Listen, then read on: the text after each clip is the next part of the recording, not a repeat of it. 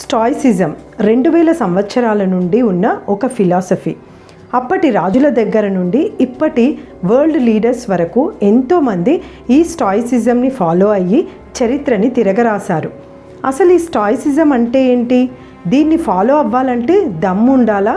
దీన్ని ఫాలో అయితే మీ జీవితంలో ఏదైనా సాధించవచ్చా? అన్నీ ఈ వీడియోలో చెప్తాను. ఈ ఒక్క వీడియో చూస్తే చాలు, మీరు 100 వీడియోస్ చూసినట్టే.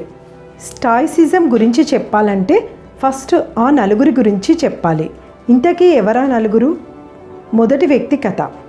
అది సుమారు 2000 సంవత్సరాల క్రితం.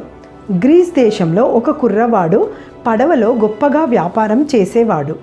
ఒకరోజు అతని పడవ మునిగిపోయింది. అతను బ్రతికాడు, కానీ తన వ్యాపారం మొత్తం నీటి పాలయ్యింది. ఉన్నదంతా కోల్పోయాడు. డిప్రెషన్లోకి వెళ్ళాడు. ఆ డిప్రెషన్ని దూరం చేయడానికి లైబ్రరీకి వెళ్ళి ఫిలాసఫీ చదవడం మొదలుపెట్టాడు. అలా చదువుతూ తనే ఒక కొత్త ఫిలాసఫీని కనుక్కున్నాడు. జ్ఞానిలా విరాగిలా మారి తన ఫిలాసఫీని నలుగురికి చెప్పడానికి ఒక స్కూల్ని పెట్టాడు. ఆ ఫిలాసఫీ పేరే స్టాయిసిజం. ఆ తర్వాత కొన్ని రోజులకి తన ఫిలాసఫీని వ్యతిరేకిస్తూ కొంతమంది తన స్కూల్ని, అతను రాసిన పుస్తకాలని అన్నింటినీ కాల్చేశారు. అయినా చలించకుండా స్టాయిసిజంని తన ఆఖరి రోజు వరకు బోధించాడు. అతనే జెనో. రెండవ వ్యక్తి కథ. రోమ్ సామ్రాజ్యానికి అతను ఒక రారాజు మరియు ఒక గొప్ప ఫిలాసఫర్. అతని పరిపాలనలో ఇప్పటి కరోనా లాగా మహమ్మారి ప్లేగు వ్యాధి విజృంభించింది. అది 50 లక్షల రోమ్ ప్రజలను బలి తీసుకుంది. అయినా నిబ్బరంగా ఆ వ్యాధితో పోరాడి ప్రజలకి ధైర్యాన్ని అందించాడు. ఒకవైపు రాజకీయ కుట్రలు, మరొక వైపు కట్టుకున్న భార్య మోసం చేయడం, ప్రకృతి, పక్కనున్న వాళ్ళు అందరూ అతనిపై పగబట్టినా తను చెక్కు చెదరకుండా అతను నమ్మిన స్టాయిక్ ఫిలాసఫీని పాటిస్తూ ఆ కాలంలో ప్రపంచంలోనే అతి శక్తివంతమైన మహారాజుగా చరిత్రలో నిలిచాడు. అతనే మార్కస్ ఆరేలియస్. మూడవ వ్యక్తి కథ. ఒకప్పుడు మనుషులని బానిసలుగా అమ్మేవాళ్ళు. అలా అమ్ముడుపోయిన అతను ఒకరోజు తన కాలుని విరగొట్టుకున్నాడు. దానికి తన యజమాని ఏమీ సహాయం చేయలేదు. అయినా కానీ అతను బాధను దిగమింగి అన్నింటినీ భరించాడు. అదేమిటి, బాధగా లేదా అని ఆ యజమాని హేళనగా అడిగాడు. అప్పుడు అతను, నువ్వు నా కాలు మాత్రమే విరగొట్టగలిగావు, కానీ నా మనోధైర్యాన్ని కాదు అన్నాడు. ఒక బానిసలా మొదలైన అతని జీవితం ఈరోజు కోట్లాది మందిని స్టాయిక్ ఫిలాసఫీ ద్వారా ఎంతో ఇన్స్పైర్ చేసింది. అతనే ఎపిక్టేటిస్. నాలుగవ వ్యక్తి కథ. నీరో అనే ఒక రాజు ఉండేవాడు. అతని దగ్గర ఒక మేధావి మినిస్టర్లా చేరాడు. తన తెలివితో రాజ్య పరిపాలనని రోజు అభివృద్ధి చేశాడు. కానీ ఒకరోజు ఆ రాజు పైన హత్యా ప్రయత్నం జరిగింది. ఏ తప్పు ఎరగకపోయినా అందరికీ ఆ మినిస్టర్ పైనే అనుమానం కలిగింది. వెంటనే రాజు అతనికి విషం ఇచ్చి చంపేయమని ఆజ్ఞాపించాడు. అతను ఆ శిక్షని స్వీకరించాడు.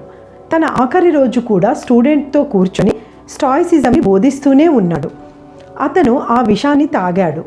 ఆ విషంని సరిగ్గా తయారు చేయకపోవడం వలన ఒక దెబ్బకే చంపే ఆ విషం చాలా మెల్లిగా కొన్ని గంటల పాటుగా పనిచేసింది. ఒక్కొక్కటిగా తన అవయవాలు పనిచేయడం ఆపేశాయి. అయినా అతను అవేవి పట్టించుకోకుండా తన స్టూడెంట్స్కి బోధిస్తూనే ఉన్నాడు. అలా స్టాయిక్ ఫిలాసఫీ గురించి చెప్తూనే కన్ను మూశాడు. అతనే సెనేకా. మనిషిని మహామనిషిలా మార్చే ఈ గొప్ప ఫిలాసఫీని మీరు కూడా ఫాలో అవ్వచ్చు. ఏదైనా సాధించవచ్చు. దానికి మీరు ఈ 5 కాన్సెప్ట్స్ని పాటించాలి. అవి ఏంటో ఇప్పుడు చెప్తాను, వినండి. ఫస్ట్ పాయింట్, అన్నింటికన్నా ఎంతో important point, dichotomy of control. ఎప్పుడైనా ట్రాఫిక్లో ఇరుక్కుపోయినప్పుడు చూడండి, ఒకరేమో ట్రాఫిక్ ఎందుకు జామ్ అయింది అని చిరాకు పడుతూ ఉంటారు. ఇంకొకరు సాంగ్స్ వింటూ ఎంతో ఎంజాయ్ చేస్తూ ఉంటారు. ట్రాఫిక్ అనే సిచ్యువేషన్ కామనే అయినా దానికి ఒక్కొక్కరు ఒక్కొక్కలా రియాక్ట్ అవుతారు. ట్రాఫిక్ మన చేతుల్లో ఉండదు, కానీ దానికి ఎలా రియాక్ట్ అవ్వాలో మన చేతిలోనే ఉంటుంది. డైకాటమీ ఆఫ్ కంట్రోల్ చెప్పేది ఏంటంటే, ఈ సృష్టిలో రెండు ఉంటాయి. ఒకటి మనం కంట్రోల్ చేయగలిగింది, 2 మనం కంట్రోల్ చేయలేనిది. ఈ డయాగ్రామ్ చూడండి. ఈ ఎల్లో సర్కిల్ మీరు, దాని బయట ఉన్నవి అన్నీ మీ చేతుల్లో లేనివి. అదే ట్రాఫిక్, వెదర్, ఇతరుల ఒపీనియన్స్, డబ్బు, భూకంపము, చావు. ఇవేవి మీ కంట్రోల్లో లేనివి. ఇప్పుడు ఈ సర్కిల్ లోపలివి చూడండి. ఆలోచనలు, భావాలు, ప్రవర్తనలు, వ్యక్తిత్వము ఇవన్నీ మీ కంట్రోల్లో ఉన్నవి. బయటవన్నీ యాక్షన్స్, లోపలవన్నీ రియాక్షన్స్. రియాక్షన్స్ ఒకటే మన కంట్రోల్లో ఎప్పటికీ ఉంటాయి. స్టాయిసిజం ఏం చెప్తుంది అంటే మీ కంట్రోల్లో ఉన్న వాటిపైనే మీరు ఫోకస్ చేయాలి. కంట్రోల్లో లేని వాటి గురించి ఆలోచించవద్దు, పట్టించుకోవద్దు. Second point, negative visualisation. అదేంటి నెగిటివ్ విజువలైజేషన్ అని కంగారు పడకండి. మనం చేసే ప్రతి పనిలోనూ మనం అనుకున్న రిజల్ట్ రావచ్చు, రాకపోవచ్చు, ఏదైనా జరగవచ్చు. 50-50. స్టాయిసిజం చెప్పేది ఏంటంటే ఎప్పుడైనా వర్స్ట్ సిచ్యుయేషన్కి ప్రిపేర్ అయ్యి ఉండాలి. ఎగ్జాంపుల్, ఎగ్జామ్కి వెళ్తున్నారు, బాగా రాస్తారు అన్న కాన్ఫిడెన్స్ ఉండాలి, పర్వాలేదు. బట్ ఫెయిల్ అయితే, బాగా రాయకపోతే దానికి కూడా ప్రిపేర్గా ఉండాలి. ఒక బిజినెస్ పెడతారు, అది వర్కౌట్ అయితే హ్యాపీయే, కానీ వర్కౌట్ అవ్వకపోతే వర్స్ట్ కేస్ కూడా ఆలోచించి ప్లాన్ బి పెట్టుకోండి.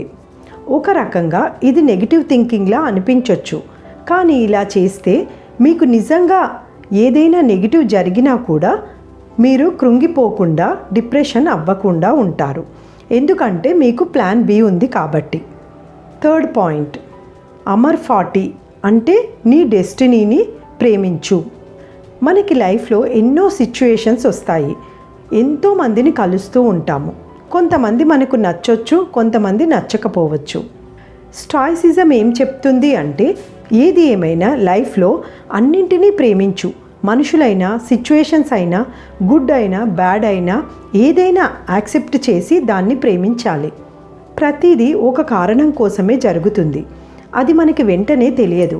చాలా రోజులకి లేదా సంవత్సరాలకి మనం రియలైజ్ అవుతాము, అలా జరిగింది కాబట్టే ఇప్పుడు ఇలా ఉంది అని.